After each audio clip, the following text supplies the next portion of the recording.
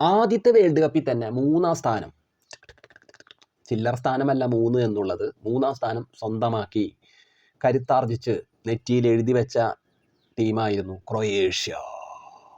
Croatia എന്നുള്ള രാജ്യത്തിൻ്റെ കളി കണ്ടപ്പോൾ, അന്ന് 98-ലെ വേൾഡ് കപ്പിൽ കണ്ടപ്പോൾ, ഞാൻ അദ്ദേഹം ധരിച്ച ജേഴ്സിയെ നല്ലതുപോലെ സ്നേഹിച്ചിരുന്നു. ചെസ്സ് കളം പോലുള്ള ജേഴ്സി, പക്ഷെ അത് വെള്ളയിൽ ചുവപ്പായിട്ടുള്ള കളങ്ങൾ. ചുവപ്പിൽ വെള്ളയാണോ? അങ്ങനെ ആ ജേഴ്സിയെ ഞാൻ ഒരുപാട് സ്നേഹിച്ചിരുന്നു. ഡാവിൻ സുക്കേർ എന്ന അദ്ദേഹത്തിൻ്റെ കളിയും ഇഷ്ടമായി. അടിപൊളിയാണ്, സെറ്റ് കളി.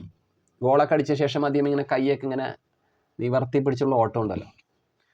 ക്രൊയേഷ്യ അക്കാലം മുതൽക്കേ മനസ്സിൽ ഇടം പിടിച്ച ടീം തന്നെയാണ്.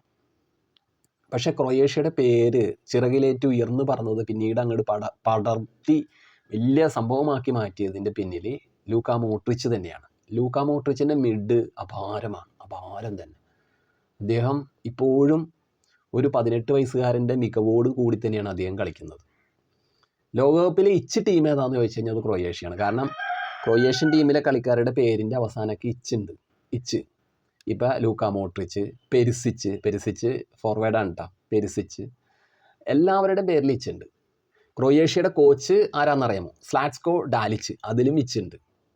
പിന്നെ ക്രൊയേഷ്യൻ ടീമിൻ്റെ ഗോളി ലിവാക്കോവിച്ചിൻ്റെ കളി ഗംഭീരമാണ് കേട്ടോ, ഉഗ്രം ഗോളിയാണ്.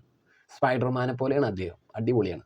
അപ്പോൾ ഈ തവണത്തെ 2026 വേൾഡ് കപ്പിന് വേണ്ടിയിട്ടുള്ള ഈ ടീമിൻ്റെ സ്ക്വാഡ് പൂർത്തീകരിച്ചിട്ടുണ്ട്. അപ്പോൾ ഇതിൽ പ്രമുഖരായിട്ട് നിലനിൽക്കുന്ന താരങ്ങളുടെ പേരുകൾ ഞാൻ പറഞ്ഞു പോകാം. പ്രതിരോധ നിര കാക്കുന്ന 3 പേരുടെ പേര് പറയാം. ജോസിപ്പ്, സ്റ്റാനിസിച്ച്, എർലിച്ച് ഒക്കെ ഇച്ചാണ്. ഇനിയും കളിക്കാരുണ്ട് കേട്ടോ, ഞാൻ 3 പേരുടെ പേര് മാത്രമേ ഇവിടെ സൂചിപ്പിച്ചിട്ടുള്ളൂ.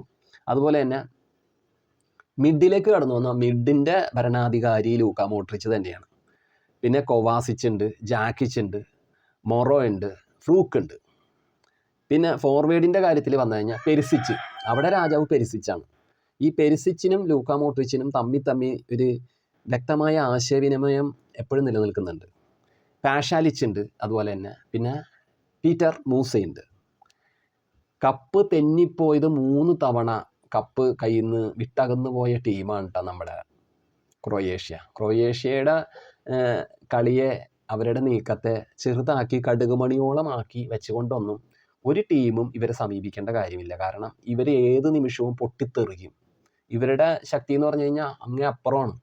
അട്ടിമറിയിൽ കേമന്മാരാണ് ക്രൊയേഷ്യക്കാർ. അപ്പോൾ ക്രൊയേഷ്യയെ സൂക്ഷിക്കേണ്ടതാണ്.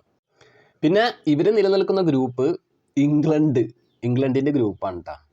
അപ്പോൾ ഓർമ്മ വേണം മക്കളെ, ഈ ഗ്രൂപ്പ് ഇംഗ്ലണ്ടാണ്. ഇതിൽ വമ്പൻ ശക്തികൾ. ഇംഗ്ലണ്ടായിട്ടാണ് ക്രൊയേഷ്യയുടെ ആദ്യ മത്സരം. പിന്നെ പനാമയുണ്ട്, ഗാനയുണ്ട്. അപ്പോൾ ശ്രദ്ധ വേണം. ക്രൊയേഷ്യയെ ശ്രദ്ധ വേണം. എന്താണ് അഭിപ്രായങ്ങൾ കമൻറ്റുകളായിട്ട് അറിയിക്കും.